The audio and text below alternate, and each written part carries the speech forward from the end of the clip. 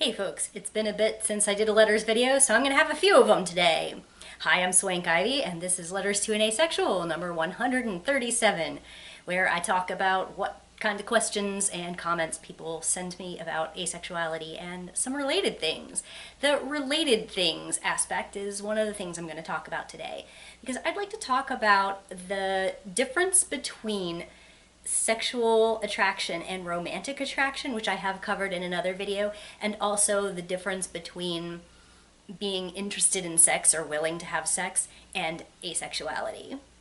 So I'm gonna read some anonymous comments. They all happened to be anonymous questions that were sent to my Tumblr inbox quite a while ago that have to do with people asking, how do I tell the difference between whether I am feeling something romantic if I'm not really sure what romance is supposed to feel like versus am I aromantic, but maybe I'm having a feeling that is similar enough to romance that I should explore, am I romantic? And the same with sexual experiences that you might be willing to undertake, what your experience might be with sex, if you are willing to have sex, if you're repulsed by sex, if you're kind of met on sex, if you have enjoyed sex but still don't have sexual attraction, so you're on the ace spectrum somewhere.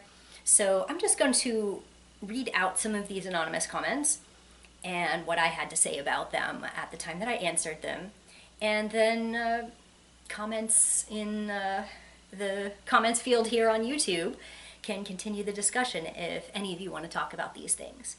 First, talking about romantic orientation. I got this anonymous comment. It says, "Dear Ivy, for the longest of times I wasn't sure about my romantic orientation. I'm still not quite sure.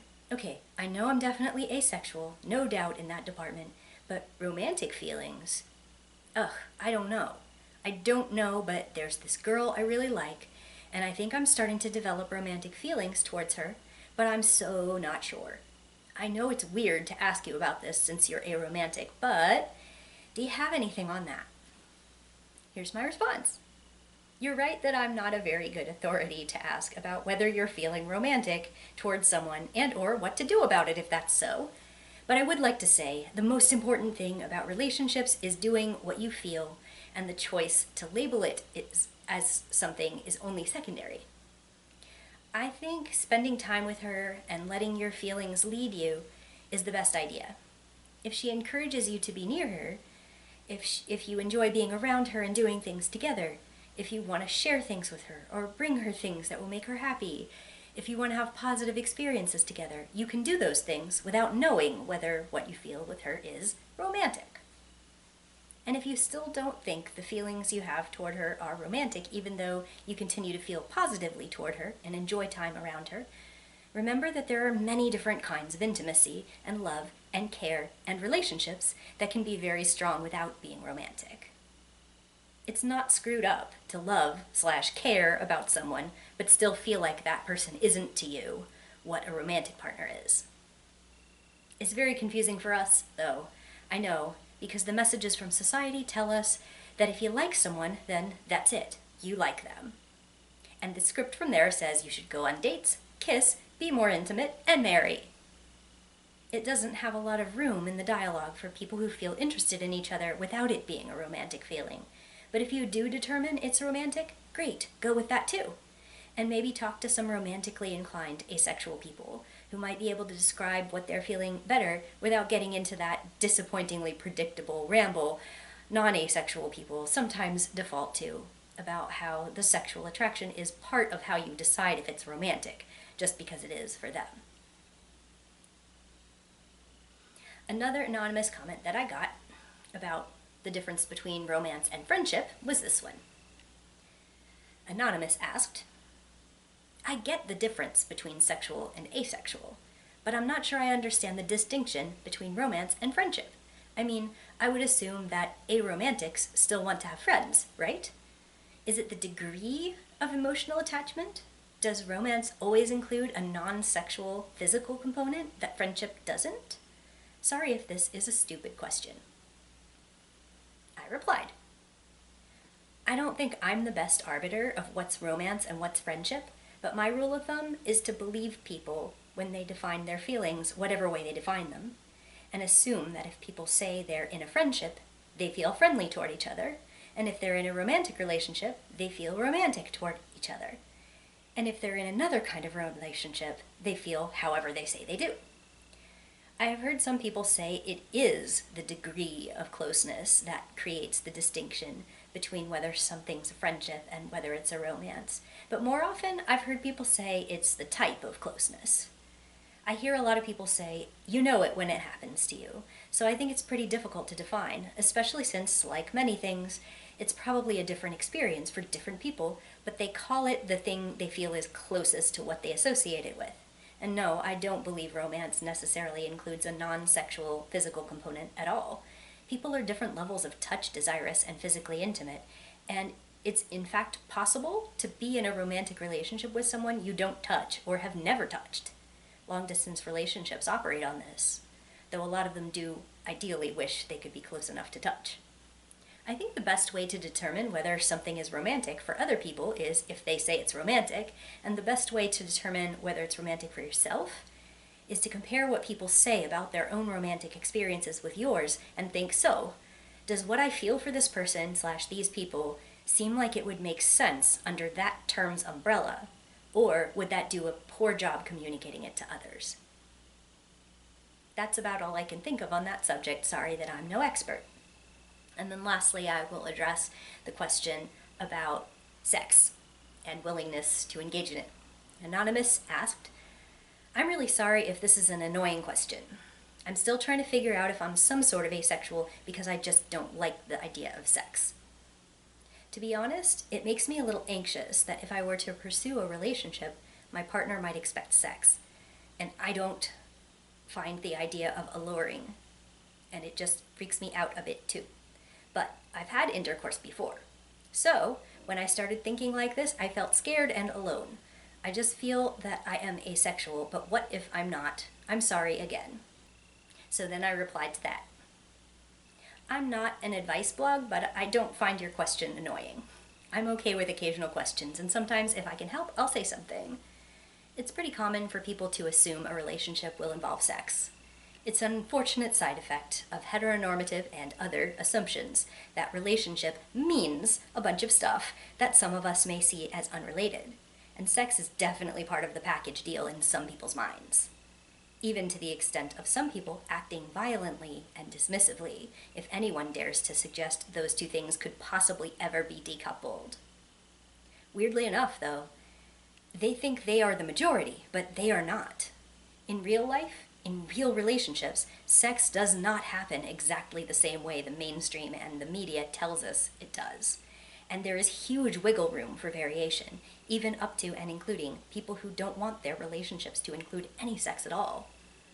To tell you the truth, you don't have to know for sure whether you're asexual before you accept that sex is not something you want right now or ever.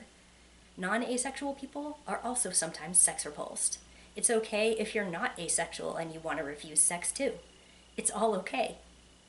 You are half of any two-person relationship. Your wants and desires and needs are just as important as the other person's. And you are just as entitled to establishing deal breakers. You cannot enter a relationship allowing someone to establish that their needs, for sex for instance, outrank yours. And you cannot allow them to lean on the status quo to push you into believing that you have to have sex before you deserve a relationship. To be sure, and to avoid too much anxiety, you may try looking for relationships with asexual people or celibate people. But if you are in a relationship with someone who does desire sex, it is still quite possible for them to be okay with you not wanting to include sex in relationships. Some non-asexual people will spit and moan about how that is cruel and abusive for anyone to deny them sex in a relationship because they deserve it. But then there are also non-asexual people who think this is a truly disgusting attitude. How could it be abusive to deny someone sex if it's not abusive to demand it of someone who doesn't want to give it to you? These sorts of narratives survive because society's messages still tell non-asexual people that because their sexual urges are normal and natural, they have a right to impose satisfaction of those desires on people they are in relationships with. And that is rape culture talking. Nobody ever is required to give someone sex. Please believe me when I say you are not alone in this, and you are not a lesser person or a less deserving person because you're not comfortable with sex. I have personally met lots of non-asexual people who say that sex is not even in their top 5 of compatibility priorities. And the people who tell you that's not true have an agenda. They want to keep people thinking that sex is deserved and required as relationship glue and basic necessity, because it allows them to exploit people to get their own desires satisfied. They'll tend to be abusive in other ways too. It's not wrong of them to decide sex is an absolute must in their relationships, but it becomes wrong as soon as they use manipulative and underhanded tactics to make unwilling partners think they have to. Communication with potential partners is absolutely key here. And as long as you remember that you are entitled to peace and happiness just as much as the partner is, you may be able to find a good relationship.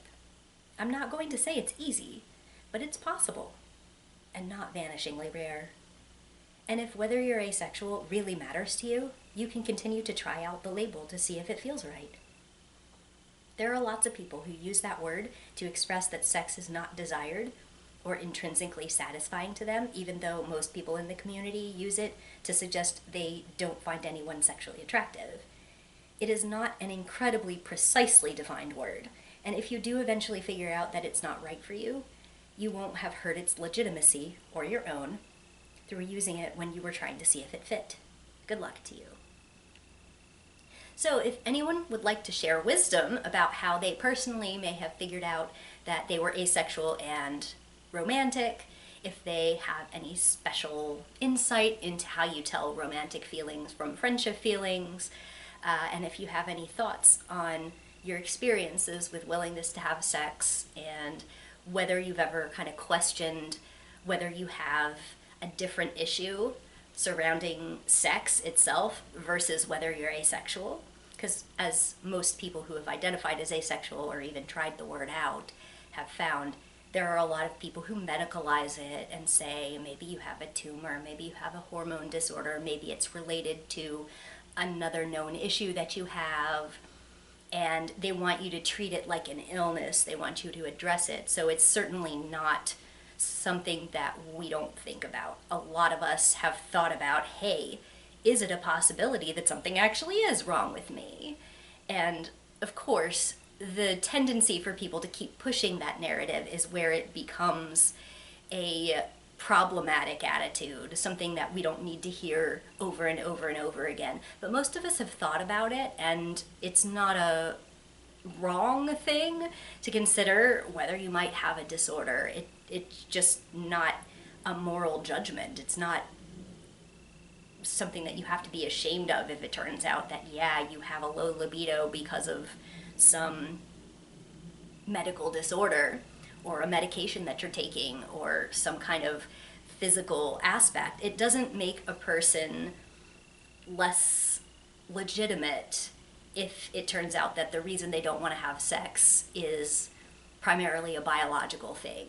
And it's an individual choice whether you want to use the word asexual for yourself, but it also is important to remember that asexual people who do not have any known biological variations that might, quote, explain it, are also legitimately asexual, and that's also not the only way to be legitimately asexual. Anyone who finds that word to be descriptive of their experience in a useful way to communicate with others about who they are should have the freedom to use it. And I know that that is sometimes a little bit controversial because we want words to mean like one thing. We want to claim meaning for ourselves by excluding other meanings, but it is really a pretty broad umbrella term. And I think it's important that it stays that way, and that's why a lot of us have these micro labels that we might use to further elaborate on who we are, to talk about which stripe of the asexual spectrum that we are, to communicate in very specific and nuanced ways about our experience. And despite that, sometimes those micro labels are seized upon by detractors to tell us that we're ridiculous, we're weird children, we're over analyzing it, we're trying to be special, etc. It's really about being able to communicate with each other, and there's nothing wrong with that. So while romantic attraction, romantic experience, romantic interaction, romantic relationships, and also sexual relationships, sexual history, sexual experience, sexual desire are all in ways tied up with the possibility of asexual identity, it doesn't mean that we can't talk about those things or else we're delegitimizing asexuality, right? Like, we know it's not, oh, asexuality means low sex drive, but you might be asexual and have a low sex drive. That is a thing. And there's no reason that you have to say those two things are completely and utterly unrelated. They might be related for you, and that's okay to say, that's okay to explore, and it's also okay if you determine that you have low sex drive and you're not asexual. Those may be separate things for you. So it takes all kinds, and we can have those conversations. And we may have experiences that sound very similar to somebody else's while not identifying with the same terms. That is also your prerogative. So you can experiment with terms, and you can also experiment with comparing your experience to other people's so that you can learn some language that might make you feel more at home. And that's what I have to say about that. Until next time, thanks for watching.